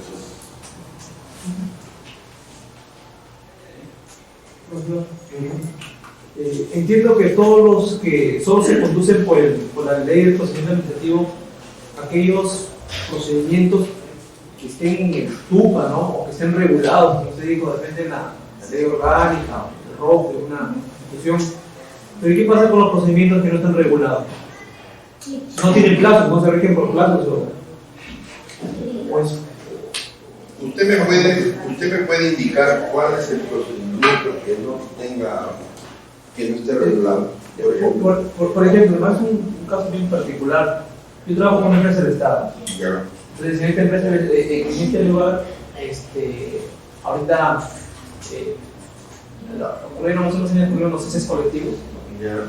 Ya la posta se han venido dando, el ministerio ha venido dando listados, ¿no? Entonces, uno de los beneficios de esos listados es la reincorporación La reincorporación paulatina. Exacto. Entonces, estos procedimientos, estas personas solicitan a la empresa del Estado, ¿no? A la empresa donde yo trabajo. Y la verdad que, sí, bueno, no, me he dicho que no nos debemos regir por el procedimiento del incentivo general. No, entiendo que no se plazo, porque no es en nuestro turno tampoco. O casos así particulares, ¿no? Que pueden ocurrir aquí y en otro lugar. ¿Qué pasa con los procedimientos, no? Porque ellos lo plantean así. Mire, yo les voy a decir lo siguiente. No es que ustedes no tengan un procedimiento. Sí lo tienen. Regla 1. Es como la ONP. La ONP tiene un procedimiento. No lo cumple los plazos. Pero ¿saben por qué no cumple esos plazos? No cumple esos plazos, como en su caso no cumplen esos plazos. Y quizás no tanto es que sean como una isla dentro de la administración, ¿no? Sino que todo obedece a una política, y esta política es una política dada para que sean estas personas reincorporadas. Pero ¿qué sucede? Hay dos factores que se toman en cuenta para reincorporar a una persona. El primero factor es el factor presupuestario, y allí ya usted choca con la ley de presupuesto. ¿Por qué? Porque las entidades del Estado, por ejemplo, en este año las entidades del Estado están administrando el presupuesto que fue aprobado en el último trimestre del año pasado. Y solamente un porcentaje de ese presupuesto va a ser elevado para el año siguiente, y condicionado que esa entidad del Estado lo haya sabido gastar. Porque si yo soy una unidad ejecutora, me asignan en el 2019 200 millones de soles, me vuelvo loco y no sé dónde invertirlos o cómo gastarlos, y por tema de responsabilidad y temor para que no me aperture un proceso por el mal gasto, una mala contratación, no llamar a Odebrecht, qué sé yo, gasté 100. Los 100 a diciembre del 2019, yo los 100 se los voy a devolver al ministerio. Entonces, ¿qué hace el ministerio? Gastaste 100 ya. Toma, en 2020 te doy 100. Bien, yo le digo una reducción. Pero lo que yo voy es lo siguiente, su caso. Su caso planteado implica lo siguiente: todos no pueden ingresar a la vez. Si todos ingresaran a la vez, habría un colapso en el presupuesto. Tiene que ser gradual, y eso lo sabían, se fijó esa política que iba a ser gradual por el Estado y qué sé yo. Eso se supo desde un principio, la norma fue así. Se harán los listados, no recuerdo cuál era el criterio para establecer ese listado, no recuerdo. ¿Ya? Eso va por un lado. Por otro lado, este es un tema que sí poco se ha tratado, es que esos despidos fueron del año 92, si no recuerdo, ¿no? 92. Han pasado 28 años. ¿No? Casi 28 años, 27 años. Entonces, muchas de las personas salieron cuando la computadora de ese entonces era esa monocromática, con esos CDs de cartón, y ahora llegan, ya tienen tanta edad, entonces les resulta muy difícil hacer la labor que por la administración, que se ha modernizado y es más ágil. Ahí hay una situación que no se logra, ¿no? Entonces, ¿qué se busca? Un ingreso gradual para que vayan desarrollando. Yo, por ejemplo, a mí me parecía penoso y no sabía qué hacer, porque llegó una de estas personas reincorporadas, que ya era una señora de demasiada edad, se le ponía en un área, no rendía, se le ponía en otra área, no rendía, se le ponía en otra área, no rendía. Al final, ¿saben cuál era su labor? le daban todos los expedientes nada más que para portfoliarlos, ordenarlos. Y a mí me daba mucha pena porque, o sea, yo decía entre mí, pensaba en la persona. Claro, yo podría decir que estoy trabajando, estoy ganando, ¿no? Pero yo en un momento, si yo estuviera sentado, de pronto estaría pensando, esto es todo lo que puedo hacer acá. Podría hacer otra actividad, me sentiría en una situación de desventaja frente a los demás, como será, ¿no? Y así he visto a varias personas que han ingresado y entonces están desarrollando actividades que por la modernidad de pronto lo pudieran hacer o necesitarían una inducción quizás de mucho tiempo. Entonces pienso que esas cosas han hecho que eso sea gradual, pero no porque la administración como tal no quiera cumplir esos plazos, sino que ingrese todo, habría un desbalance presupuestario. Y en el otro, imagínense que usted es un jefe de área y le dicen de pronto, mira, sabes que acá tienes 3 personas en tu área que vienen a trabajar después de tanto tiempo.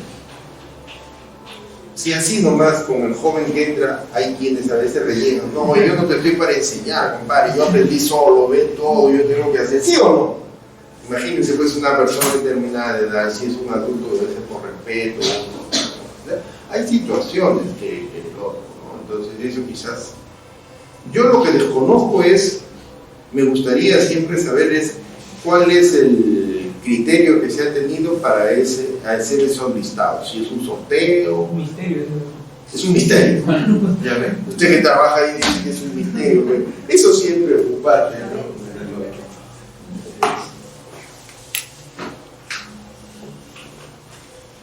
Bueno, entonces la función administrativa que queda justamente para el cumplimiento de esa finalidad que tiene la administración de regular en su propia actividades. Entonces, ¿qué hace para el cumplimiento de esa firma?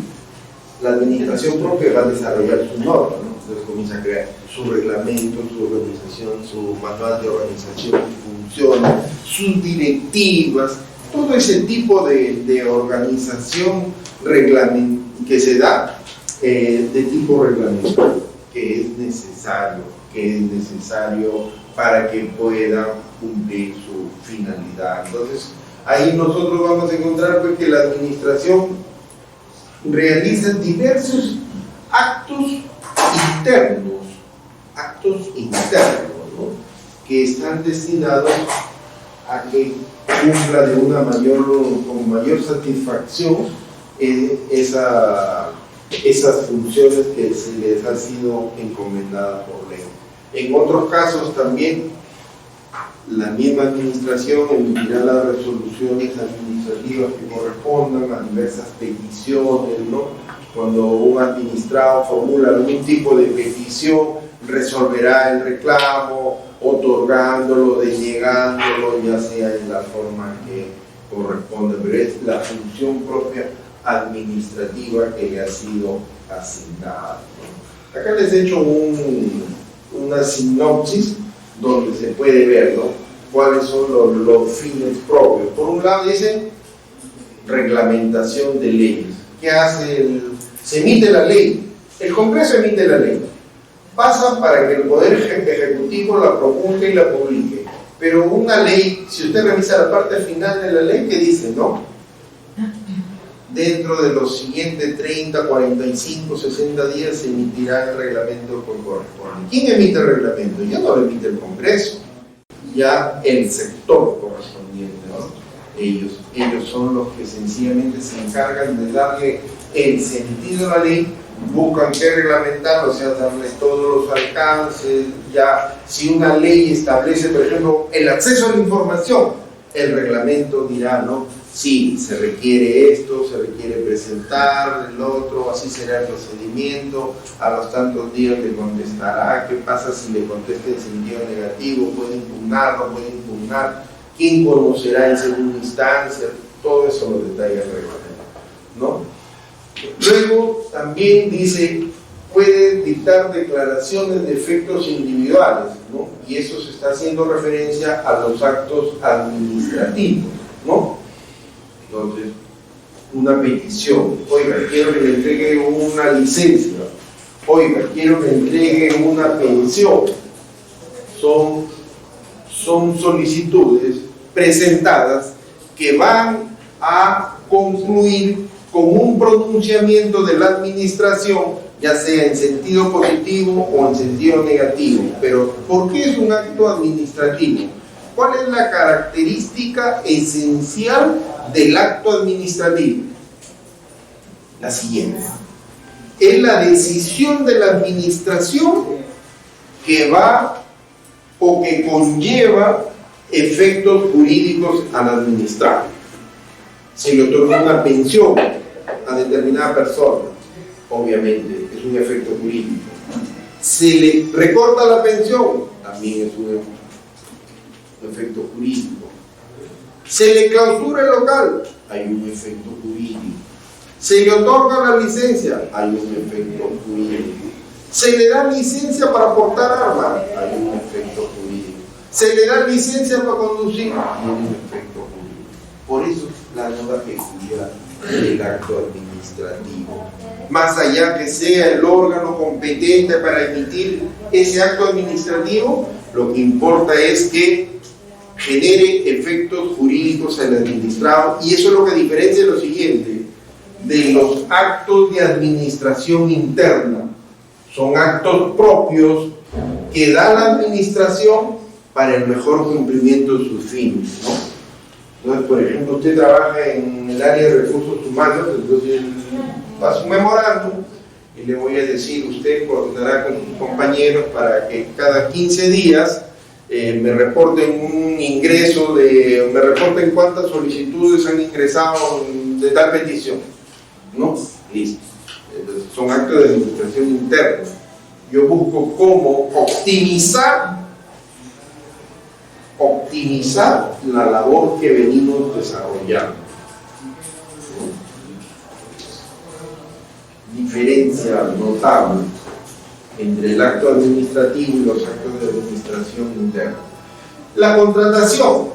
Nos estamos refiriendo a la contratación que se puede dar por la administración, generalmente cuando hablamos de contratación estatal. ¿Para qué? Para cumplir esos fines, ¿no? También es otra de las funciones propias que se da al orden. Y el hecho administrativo. Entonces, acá surge otra diferencia. Me dijeron acto administrativo, me dijeron hecho administrativo y me dijeron acto de la administración interna. Todos me parecen lo mismo. Pero no. El hecho administrativo es la ejecución del acto administrativo. Por decir, si yo dispongo la clausura, el acto administrativo es esa resolución que dispone la clausura. El hecho administrativo es que llama a la policía municipal o el funcionario competente y llega, señor, venimos a clausurar, acá está la resolución que dictó el doctor Elgas y venimos a clausurar. Es un hecho administrativo. Yo emití la resolución, inicio del procedimiento administrativo sancionador contra la empresa tal. Listo, emito. Y de ahí les digo, ya, notifique. Usted va a notificar. Señor, venimos a notificar el inicio del procedimiento administrativo sancionador. Ese acto de notificación es un hecho administrativo. Acto administrativo, efectos jurídicos hacia el administrado. En sentido positivo o negativo. Hecho administrativo, consecuencia que se deriva del acto administrativo. Acto de administración interna, los actos propios que se dan para que la administración optimice sus funciones, optimice el servicio que presta. Claro como el agua. Ya vamos a terminar, creo que estar cansado, está bien, pues tengo que cumplir el horario. Vamos, mira, estas son, creo que quedan 4 o 5 horas. Así está regulada la función pública en el empleo. Pocos artículos, ¿no? Muy pocos artículos para regular la función pública. Mayormente la función pública ya se regula por leyes, hay otras leyes de desarrollo, ¿no? Lo que tiene nuestra Constitución son pocos artículos, pero esencialmente establecen lo siguiente. Uno, el ingreso a la administración pública y que el ingreso se da por concurso. Dos, establece las responsabilidades que tiene todo servidor y todo funcionario público. Establece su responsabilidad. Sobre este tema de las responsabilidades quisiera ampliar un concepto que de pronto en el diplomado se va a tratar más a fondo. Todo funcionario, todo servidor público tiene de por sí las siguientes responsabilidades. Una responsabilidad administrativa o disciplinaria, o administrativa disciplinaria, como la quieran ver, o funcional para el caso de Contraloría. Pero es la responsabilidad por el ejercicio de la función. ¿Ya? Entonces, es lo otro.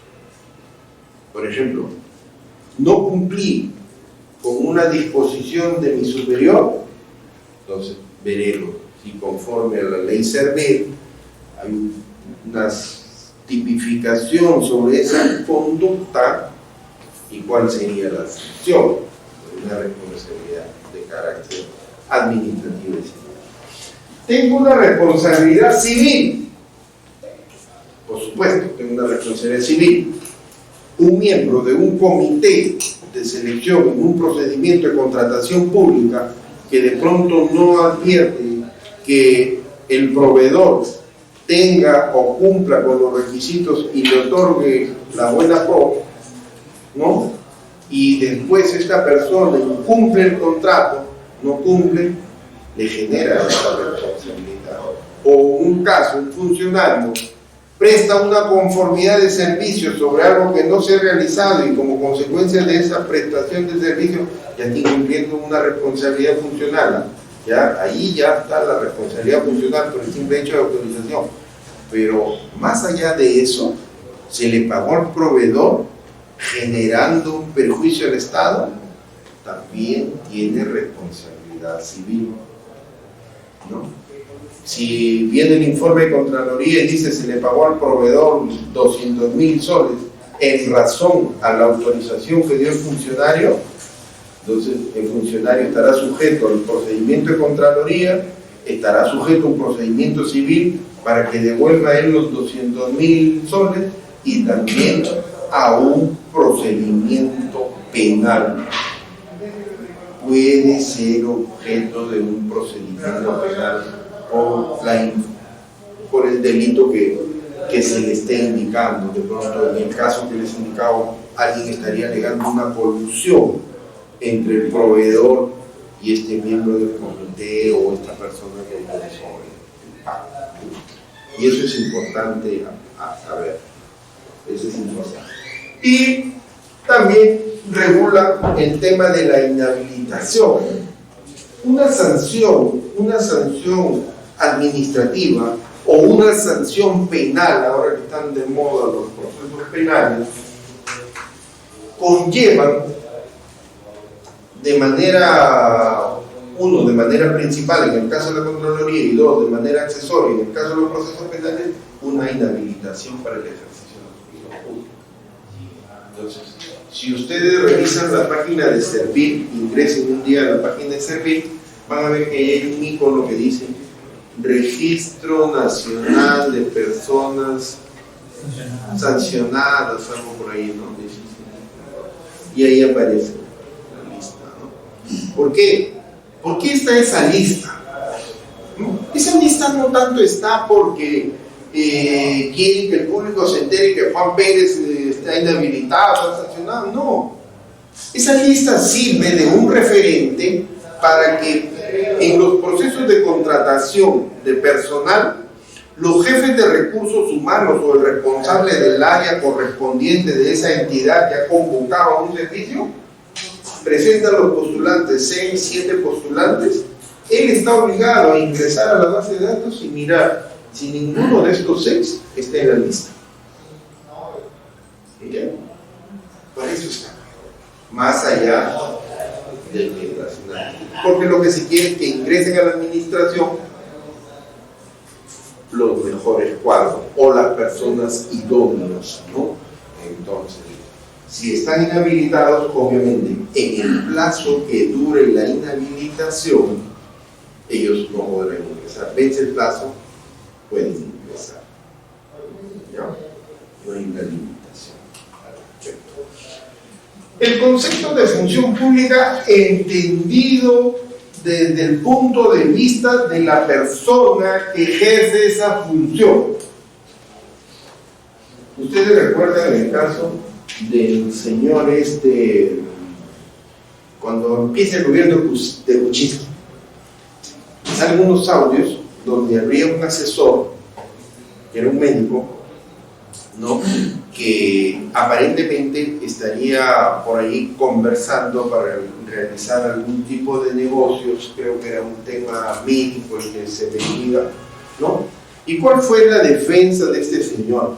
Sí, pero yo estoy acá como asesor del presidente y soy un asesor ad honorem, o sea, no cobro. Entonces, consecuentemente, como soy una persona, un asesor que no cobro y soy ad honorem, yo no ejerzo función pública, yo no soy funcionario público. Bueno, esa fue una respuesta quizás de alguien médico. Un abogado no podría decirlo. Y lo que dijo el médico a la visión de un abogado, más ahora que ustedes ya vinieron, ahora lo van a saber, no lo podrían aceptar. Porque miren, del punto de vista convencional.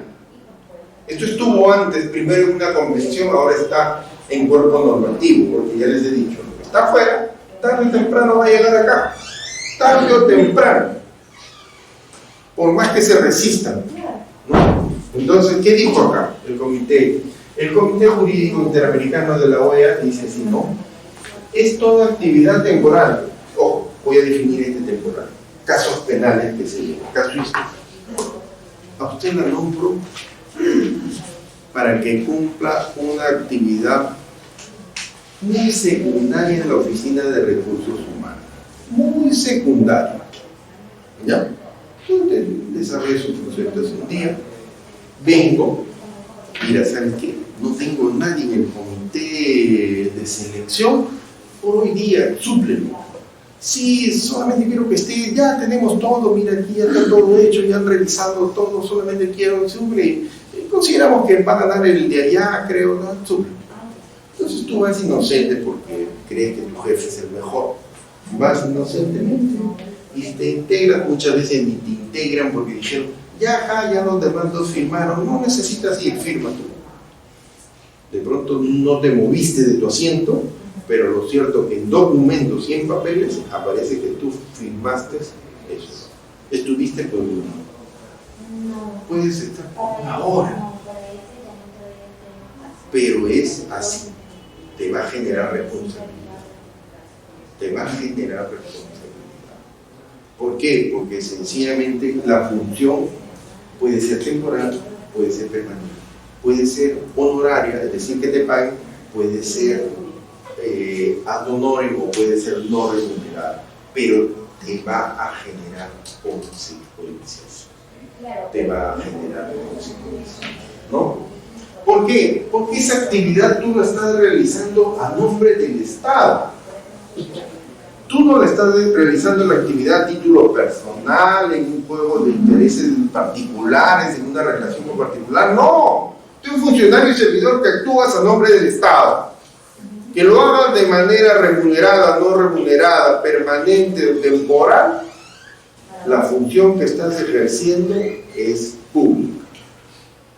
Y de eso que quede bien definido por el tema de las responsabilidades.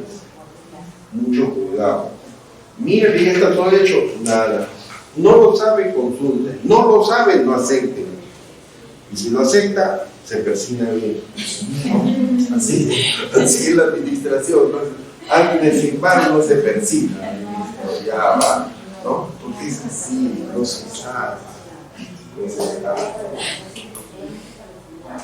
Y funcionario público, ¿no? Igual también le dicen, la Convención Interamericana contra la Corrupción, igual le dicen, ¿no?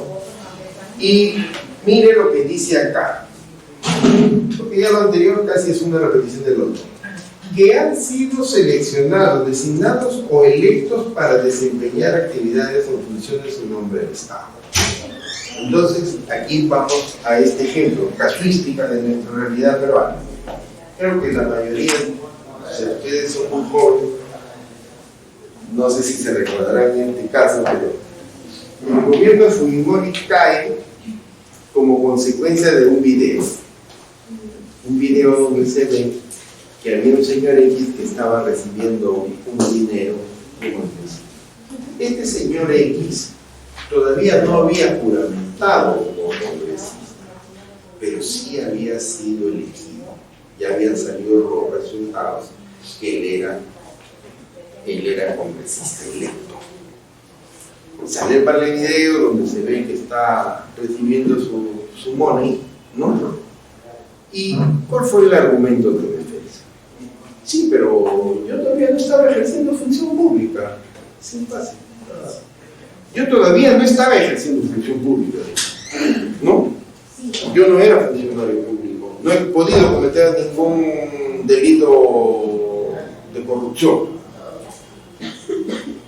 Bajo este marco, y ojo, este fue parte del sustento que dio origen a que se le pueda imponer bajo marco convencional.